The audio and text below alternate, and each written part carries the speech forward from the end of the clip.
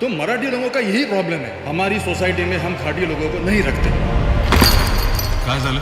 भांडण कशावरून चालू? सोसाइटी का रूल है, खाटी लोग को फ्लैट नहीं देते हम।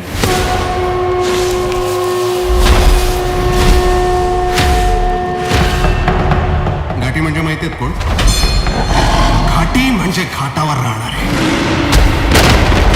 घाट म्हणजे या महाराष्ट्र भूमीत स्वराज्याच्या निर्मितीसाठी रक्त सांडलेल्या शूरवीरांना अंगा खांद्यावर अभिमानाने मिरवणाऱ्या सह्याद्रीच्या पर्वतरांगा, रांगांमध्ये राहणारा रांगडा गडी म्हणजे घाटी। आणि त्याला त्याच्याच राज्याच्या राजधानीत तुम्ही राहू देणार नाही? ही मुजोरी, हा उन्मत्तपणा यांच्या रक्तात आला कसा? बेपारी बेपारी म्हणून यांना आसरा दिला,